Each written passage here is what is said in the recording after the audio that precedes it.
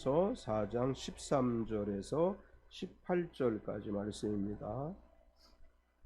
데살로니가 전서 4장 13절에서 18절까지 제가 가지고 있는 성경은 신약 성경 332페이지입니다. 데살로니가 전서 4장 13절에서 18절까지 우리 천천히 합독하겠습니다.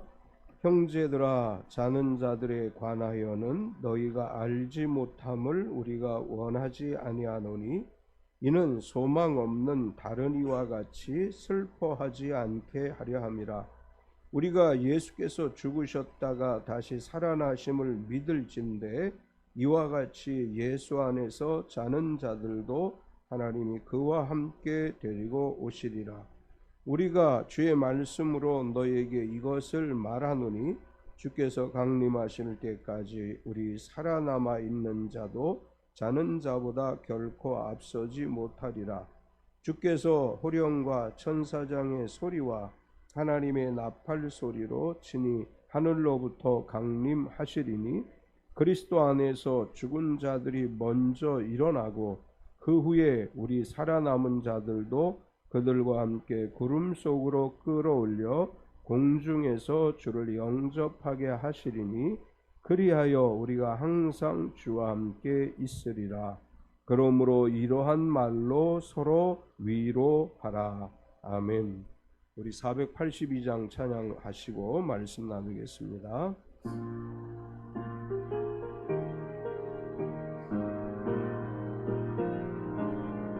이름으로 당신을 환영합니다. 앞뒤 옆 사람을 박수로 환영하겠습니다. 주님의 이름으로 환영합니다. 우리 서로 축복하겠습니다. 몸은 건강하게, 마음은 평안하게, 삶은 행복하게. 날씨가 추워졌죠. 추운 날씨 가운데서도 우리 참비 성도 모두 건강하고 평안하고 행복한 하루하루 되시기를 축원합니다. 아멘.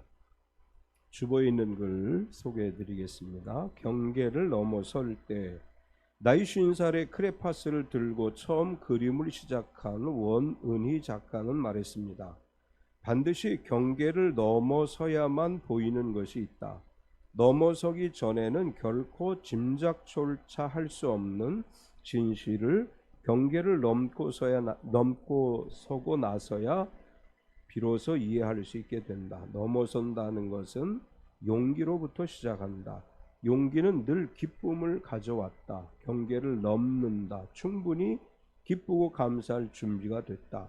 매일매일 설레고 떨리는 삶을 확장하려 한다. 경계를 넘어설 때 익숙함을 떠나야 하는 긴장이나 아쉬움도 있지만 새로운 만남도 기대할 수 있습니다. 무엇보다도 생각과 계산만으로는 얻을 수 없는 뜻밖의 선물들을 얻게 됩니다. 인생은 언제나 초행길입니다. 그 길을 만드시고 이끄시는 분과 함께라면 언제나 최선의 길이 펼쳐질 겁니다. 안주하려고 했던 나른한 삶의 경계들을 과감히 넘어서십시오. 살아계신 하나님께서 우리의 처음과 나중, 미래와 늘 함께 하십니다. 큰 두려움을 갖고 경계를 넘어서야 했던 여호수아에게 주신 말씀을 가슴에 품고 승리하는 하루가 되시길 바랍니다. 강하고 담대하라. 두려워하지 말며 놀라지 말라. 내가 어디로 가든지 내 하나님 여호와가 너와 함께 하느니라. 아멘. 경계를 넘어선다고 하는 이 원은희 작가의 표현은 익숙한 것과의 이별이라고도 할 수 있죠. 우리가 새로운 것에 도전하기 위해서는 나의 것을 내려놓고 새로운 것을 향해 가야 됩니다. 우리가 예수님을 믿는다고 하는 것도 우리에게 익숙한 문화를 버리고 새로운 세계로 나아가는 것이다. 이렇게 우리가 말할 수 있을 것입니다. 우리 전통 문화에 익숙한 분들이 교회 나오는 것이 쉽지 않죠. 교회라고 하는 곳은 그동안 익숙해 있던 우리의 전통적 문화와 습관을 버리고 새로운 문화와 습관을 몸에 지녀야 하는 것이라고 말할 수 있고, 우리는 이런 것, 그리스도 안에서 새로운 문화와 습관을 경건이라고 표현할 수 있습니다. 경건이라고 하는 게 무엇이냐? 과거의 나를 버리고 거룩한 그리스도인으로 살아가는 것이고, 또 이것을 우리는 신앙생활이라고도 표현하지요. 신앙생활이라고 하는 게 뭐예요? 우리가 가지고 있었던 전통적인 문화와 관습, 습관을 버리고 그리스도인답게 살아가는 것이 신앙생활입니다. 데살로니가 교회 성도들에게 있어서 복음을 받아들이고 예수님을 구세주로 믿는다고 하는 것은 그들이 지금까지 살아왔던 문화와 종교와 습관을 버리고 새로운 종교를 받아들이는 것이기 때문에 결코 쉬운 일이 아니었을 것입니다. 당시 로마가 세계를 지배하고 있었고 다양한 우상의 신전들이 곳곳에 있었습니다. 그리스 로마 신화에 나오는 신들 이외에도 각 지역마다 자신들이 추구하는 지역 신이 있었고, 초대 교회는 로마 정부 초대교회 시대에는 로마 정부가 기독교를 박해했죠. 로마가 왜 기독교를 박해했을까요? 이제 그 중에 하나는 이런 것도 있습니다. 로마 정부는 황제를 신성시했죠. 어느 곳에 가든지 황제는 그 신격화해서 신과 같은 존재라고 각 나라에게 세뇌 교육을 시켰는데, 어느 나라에서든지 기독교인들은 황제를 신으로 섬기는 것을 거부합니다. 그래서 로마 정부는 뭐 다른 정치적 이유들도 있지만 기독교인들이 단일신 하나님만을 섬기는 것 때문에 박해가 많이 이루어졌고, 초대교회 당시에는 로마 정부로부터 엄청난 핍박을 받았을 뿐만 아니라 어느 지역에서나 우상 숭배자들과 또 바울이 선교하러 다니는 곳에는 전통 유대주의자들에 의해서 교회가 핍박을 받았습니다. 그런 박해 속에서도 초대 그리스도인들은 주님께서 다시 오신다는 재림신앙으로 모든 박해와 환난을 견디어낼 수 있었습니다. 그들은 이렇게 생각했습니다. 지금 우리가 핍박과 박해를 받지만 예수님 곧 다시 오셔서 그의 나라로 우리를 인도하실 것이고 우리는 그 나라에서 영원히 주님과 함께 살아갈 것이다. 이 신앙이 핍박과 박해를 견디어내는 힘이 됐습니다. 초대교회 그리스도인들에게 있었던 신앙 가운데 하나는 우리가 살아있을 때 주님 다시 오신다는 희망이었습니다. 곧 다시 주님이 오신다고 믿었기 때문에 환난과 핍박을 받으면서도 순교를 당하면서도 기쁘게 감당할 수 있었습니다. 그런데 문제는 곧 주님이 다시 오실 것이라고 믿었는데 재림을 기다리던 성도들이 한 사람 두 사람 세상을 떠나기 시작합니다. 데살로니가 교회에게 바울이 4장과 5장의 이 편지의 내용을 기록한 이유 중에 하나는 뭐냐 하면, 살아서 주님을 다시 만날 것이라고 기대했던 사람들이 아무리 기다려도 주님은 오시지 않는 것 같고, 믿음이 좋은 사람들이 한 사람 두 사람 하나님 나라로 가는 것을 보면서 실망하기 시작을 해요. 왜 주님은 곧 다시 오신다고 했는데 10년이 지나도 20년이 지나도 안 오시는 것일까? 사도 바울은 임박한 종말을 기대하던 데살로니가 교회 성도들이 주님 품에 안기고 재림이 속히 이루어지지 않는 것에 대해 실망하는 것을 알고 편지를 통해서 그들을 위로하고 그들에게 진정한 그리스도인의 소망이 무엇인지를 이야기하는 것입니다. 오늘 우리가 함께 봉독한 본문에서도 죽은 자들에 대해서 어떤 자세를 지녀야 되는지를 말씀하고 있지요. 5장에 가서는 그리스도의 재림의 시기에 관한 이야기를 합니다. 4장과 5장에 이런 이야기들을 기록했던 것은 당시 데살로니가 교회 성도들이 이제 재림에 대한 임박한 종말론에 대한 기대로 살아왔는데 그것이 이루어지지 않은 것 같아서 실망하고 있는 상황이고, 교회 안에서 성도들이 한 사람 두 사람 세상을 떠나는 것을 보고 슬퍼하는 상황 속에서 바울 사도는 그러한 그리스도인들을 위로하기 위해서 이 편지를 썼습니다. 우리가 이 땅에 살면서 이별이라고 하는 슬픔을 겪게 될 때 어떻게 대처해야 되는지 이것에 관해서 이제 이야기를 합니다. 바울 사도는 데살로니가 교회 성도에게, 그리고 오늘 이 시대를 살아가는 그리스도인들에게 소망으로 살아가는 성도는 이 사람과 사람 사이의 이별을 어떻게 맞이해야 되는지, 또 우리가 이 땅에서 주님이 곧 다시 오실 것이라고 믿었는데 오시지 않음으로 인해서 실망한 그리스도인들에게 소망으로 사는 성도는 이러한 삶을 살아가는 것이다. 이렇게 이야기해 주고 있습니다. 오늘 본문의 이야기를 중심으로 해서 소망으로 사는 성도라고 하는 제목으로 은혜를 나누려고 합니다. 오늘 이 말씀 속에서 우리가 발견할 수 있는 것은 첫 번째로 소망으로 사는 성도는 슬퍼하지 않습니다. 사랑하는 사람을 떠나보내는 것은 분명 슬픈 일이죠. 오랫동안 친하게 지냈던 사람이 먼 지역으로 이사를 가거나 이민을 간다면 우린 서로 헤어지는 것으로 인해서 슬퍼하게 됩니다. 사랑하는 아들이 군 입대를 하는 걸 보면서 언젠가 얼마 되지 않아 제대하고 올 걸 알지만 눈물 흘리는 어머니들이 있지요. 또 사랑하는 사람, 가족이나 친척, 친한 사람들과 헤어지는 것은 결코 즐거운 일이 아닙니다. 이별이라고 하는 슬픔이 분명히 있습니다.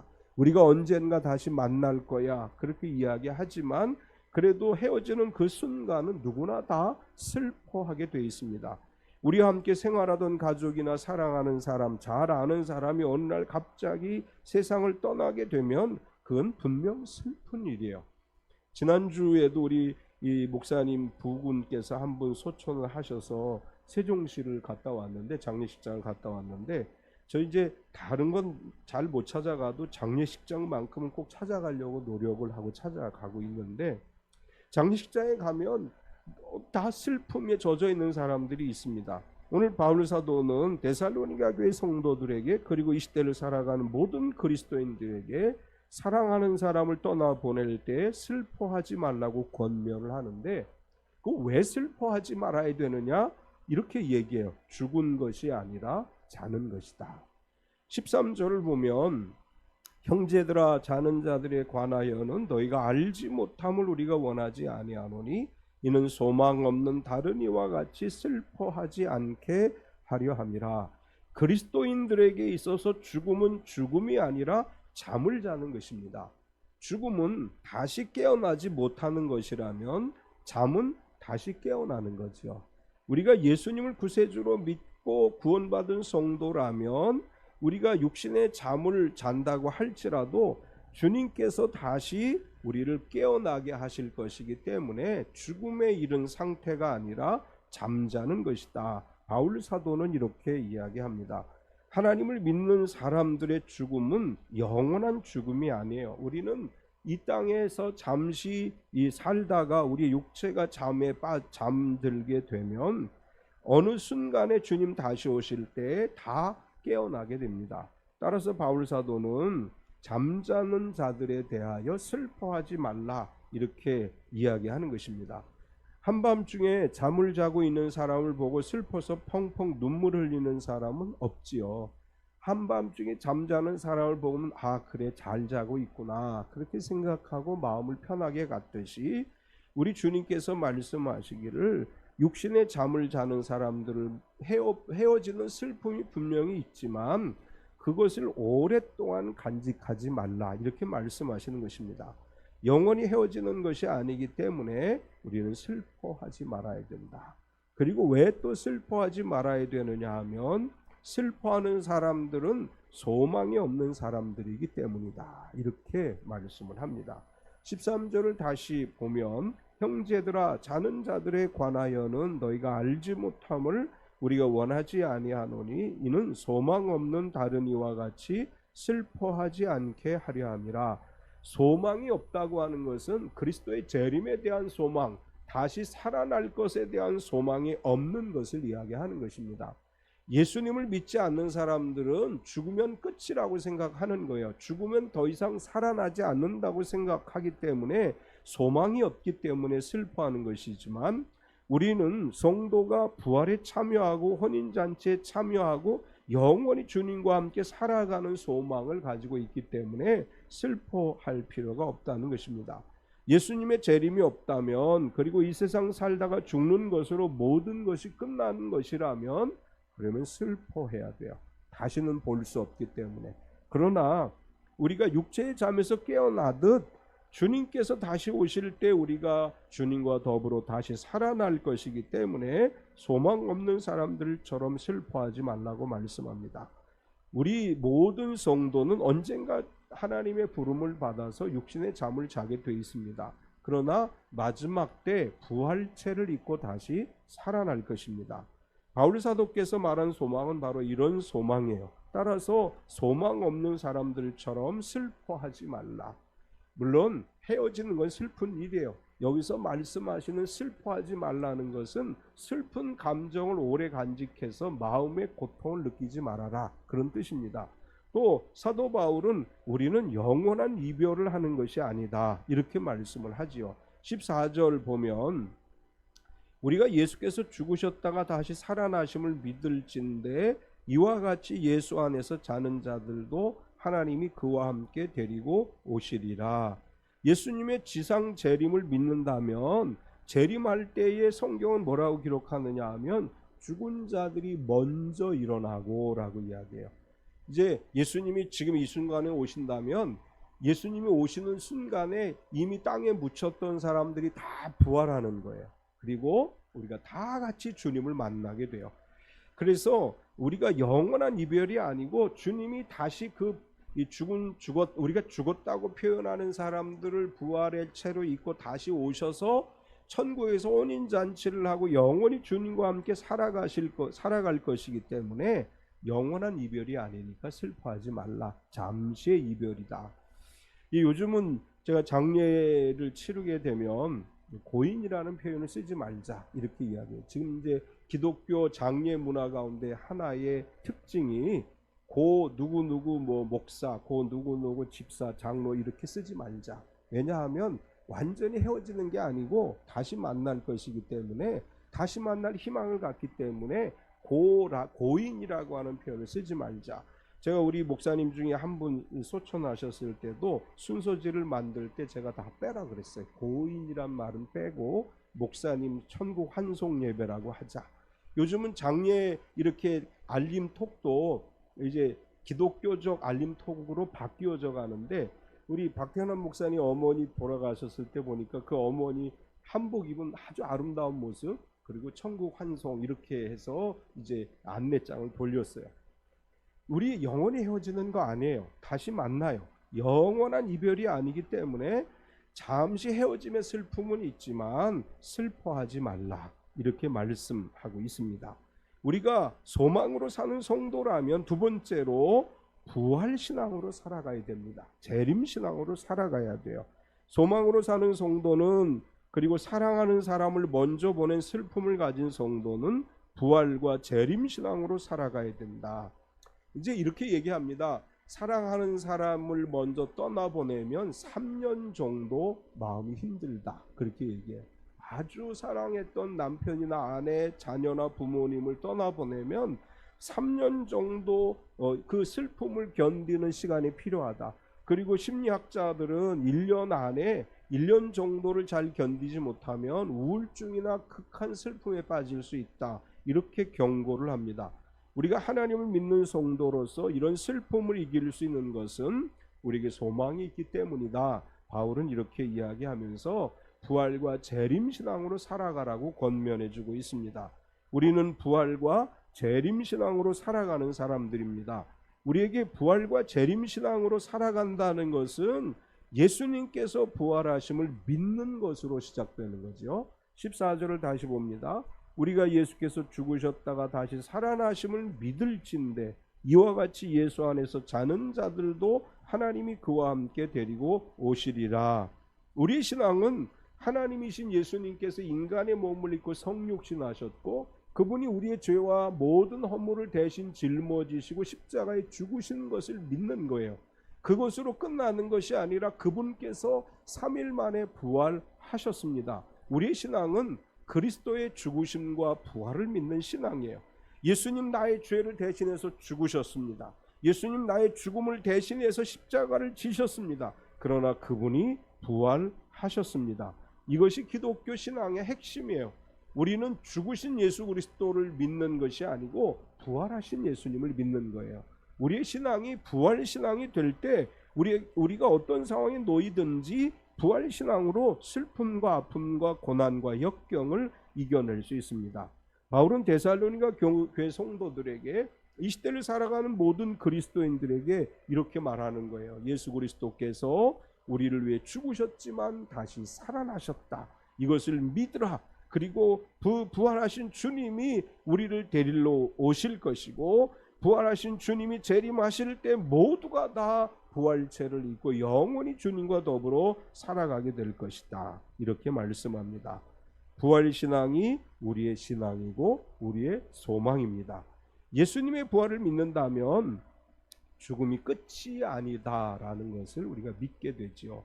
14절을 다시 보면 우리가 예수께서 죽으셨다가 다시 살아나심을 믿을진대 이와 같이 예수 안에서 자는 자들도 하나님이 그와 함께 데리고 오시리라. 우리의 신앙은 부활을 믿는 신앙이고 주님 다시 오심을 믿는 재림 신앙입니다. 예수님이 다시 오실 때 죽은 자들, 먼저 잠자는 자들이 일어나서 그와 함께 오시리라. 16절을 보면 주께서 호령과 천사장의 소리와 하나님의 나팔 소리와 친히 하늘로부터 강림하시리니 그리스도 안에서 죽은 자들이 먼저 일어나고, 바울은 앞에서 잠자는 자들이라고 표현했는데 왜 잠자는 자들이라고 표현했느냐 하면 주님이 다시 강림하실 때 그리스도 안에 잠자는 자들이 다 깨어날 것이기 때문에 잠자는 자들이라고 표현했습니다. 우리가 언제 주님의 부르심을 받을지 모릅니다. 그러나 우리는 영원히 죽음이라고 하는 것에 머무는 것이 아니라 주님 다시 오실 때 우리의 몸이 다시 부활해서 영원토록 주님과 함께 살아가게 될 것입니다. 따라서 예수님을 구세주로 믿는 사람은 영원히 주님과 함께 있는 것입니다. 14절에서 17절까지를 보면 우리가 예수께서 죽으셨다가 다시 살아나심을 믿을진데 이와 같이 예수 안에서 자는 자들도 하나님이 그와 함께 데리고 오시리라. 우리가 주의 말씀으로 너희에게 이것을 말하노니 주께서 강림하실 때까지 우리 살아남아 있는 자도 자는 자보다 결코 앞서지 못하리라. 주께서 호령과 천사장의 소리와 하나님의 나팔 소리로 치니 하늘로부터 강림하시리니 그리스도 안에서 죽은 자들이 먼저 일어나고 그 후에 우리 살아남은 자들도 그들과 함께 구름 속으로 끌어올려 공중에서 주를 영접하게 하시리니 그리하여 우리가 항상 주와 함께 있으리라. 우리는 항상 주님과 함께 있는 거예요. 지금 우리가 예수님을 믿으면 주님이 우리 안에 오셔서 우리와 함께 하시는 것이고, 우리가 육신의 잠을 자게 되면 우리의 영혼은 저 하나님 나라에서 주님과 함께 있는 것이고, 주님이 다시 이 땅에 재림하실 때 우리의 잠자는 육체가 부활체를 입고 주님과 더불어서 영원한 천국에서 주님과 영원히 살아가는 것입니다. 이것이 우리의 신앙이 돼야 되고, 우리가 이 믿음을 가지고 살아가게 될 때 어떠한 시련과 역경이 오더라도 견디어내고 이겨낼 수 있습니다.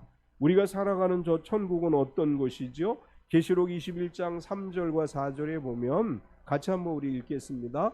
내가 들으니 보좌에서 큰 음성이 나서 이르되 보라, 하나님의 장막이 사람들과 함께 있음에 하나님이 그들과 함께 계시리니 그들은 하나님의 백성이 되고 하나님은 친히 그들과 함께 계셔서 모든 눈물을 그 눈에서 닦아주시니 다시는 사망이 없고 애통하는 것이나 곡하는 것이나 아픈 것이 다시 있지 아니하리니 처음 것들이 다 지나갔음이로라. 아멘. 우리가 살아갈 천국에 관해서 이렇게 말씀을 하셨어요. 저와 여러분 영원히 주님과 함께 사는 사람들이고, 주님 다시 오실 때 저 천국에서 계시록에 말씀한 것처럼 이렇게 살아가게 될 줄로 믿습니다. 따라서 우리는 어떻게 해야 되느냐? 세 번째로 서로 위로하라, 이렇게 말씀을 합니다. 사랑하는 사람을 먼저 보낸 사람들에게 필요한 것이 위로를 받는 것이죠. 사랑하는 사람들 먼저 보내고 이별의 아픔을 겪는 사람들에게 소망 없는 이들과 같이 슬퍼하지 말라고 말씀하고, 마음이 아프고 힘들고 슬픈 것은 어쩔 수 없는 일이기 때문에 믿음의 공동체는 어떻게 해야 되느냐? 서로 위로해 줘야 한다, 이렇게 말씀하고 있어요. 여기서 위로라고 하는 말은 먼저 보낸 사람에게만 적용되는 것이 아니라 핍박받는 모든 사람들, 핍박 속에서도 믿음을 지키는 사람들, 어려운 일을 겪고 있는 사람들에게도 적용되어지는 것입니다. 우리 힘들어하는 사람을 위로해 주셔야 돼요. 힘들어하는 사람들에게 야, 그렇게 힘들어하는 건 믿음이 없는 거야, 기도 안 해서 그래, 이건 위로가 아니에요. 진정한 마음으로 우리 서로 위로해 줘야 돼요. 힘들어하고 어려운 사람들이 왜 그런 힘들고 아픔을 겪는지를 이해하고 기도해 주고 위로해 줘야 돼요. 왜 우리가 서로 위로해 줘야 되느냐? 하나님은 위로의 하나님이시기 때문이에요. 삼위일체 하나님은 위로의 하나님이십니다. 성경에 보면 고린도후서 1장 3절에 보면 같이 읽겠습니다. 찬송하리로다. 그는 우리 주 예수 그리스도의 하나님이시요 자비의 아버지시요 모든 위로의 하나님이시며. 성부 하나님은 어떤 분이라고 소개했어요? 위로의 하나님이시래요. 모든 것의 위로의 하나님이시고, 그 다음에 성자 예수님도 고린도후서 1장 5절 같이 읽겠습니다. 그리스도의 고난이 우리에게 넘친 것 같이 우리가 받는 위로도 그리스도로 말미암아 넘치는도다. 우리가 그리스도로 말미암아 넘치는 위로를 받는 거예요. 성령도 우리에게 위로의 성령이신데 사도행전 9장 31절 또 한번 읽겠습니다. 그리하여 온 유대와 갈릴리아와 사마리아 교회가 평안하여 든든히 서가고 주를 경외함과 성령의 위로로 진행하여 수가 더 많아지니라. 아멘. 성부 하나님 위로의 하나님이셔요. 성자 예수님 안에서 우리에게 위로가 넘쳐요. 성령 하나님의 위로는 교회를 성장시키고 부흥시킨다고 말씀했어요. 삼위일체 하나님 위로의 하나님이십니다. 그 위로의 하나님의 은혜를 우리가 받았기 때문에 우리도 역시 위로하는 공동체가 돼야 돼요. 힘들어하는 사람을 위해 중보하며 기도하고 사랑으로 안아주고 위로와 격려의 말을 해주는 교회 공동체가 성령의 위로로 진행하여 점점 성장하고 부흥하는 교회가 될 줄로 믿습니다. 또 성경으로 우리를 위로해 주셨어요. 로마서 15장 4절에 보면 이렇게 말씀해요.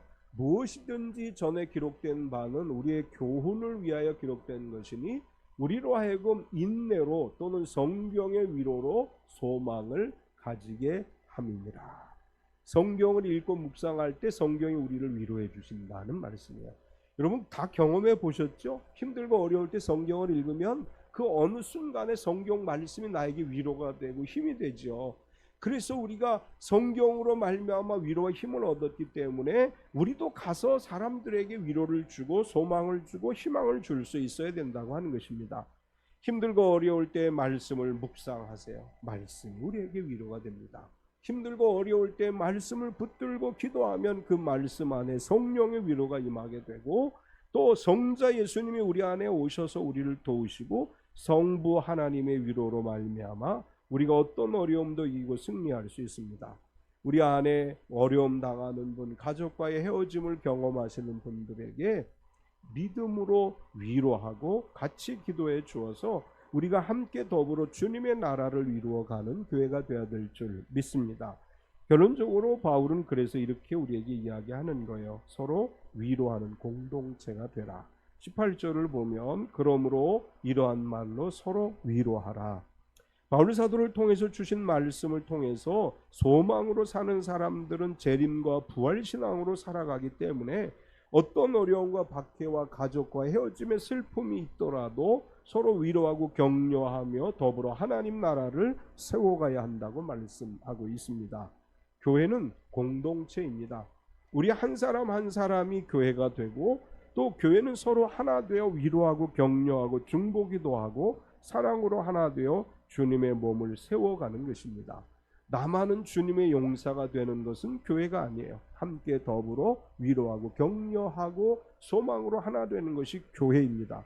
소망으로 사랑하는 참빛교회 모든 성도가 슬퍼하기보다 기뻐하고 부활과 재림을 소망하면서 서로 위로하는 공동체로 하나님 나라의 은총을 누리는 복된 교회와 가정과 각자의 삶의 현장이 되시기를 축원합니다.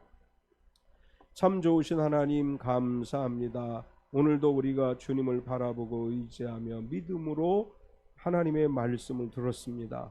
우리가 살아가면서 사랑하는 가족을 먼저 떠나보낼 때도 있고 또 힘들고 어려운 일을 겪을 때도 있습니다. 그러한 모든 상황 속에서 하나님이 우리에게 힘을 주시고 위로를 주심을 믿습니다.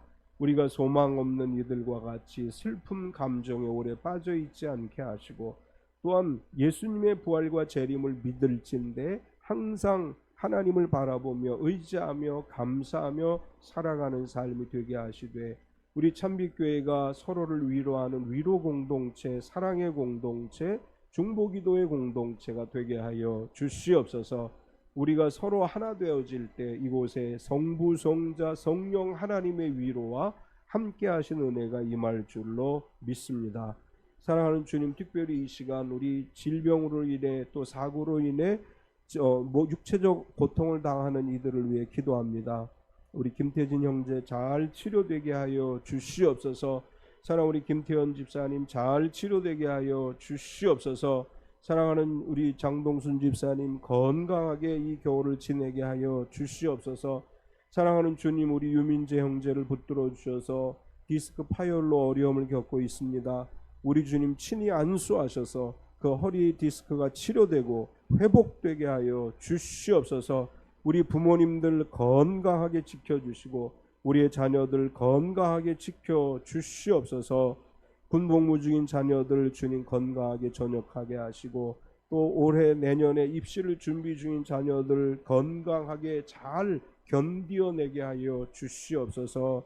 예수님의 이름으로 기도드리옵나이다. 아멘.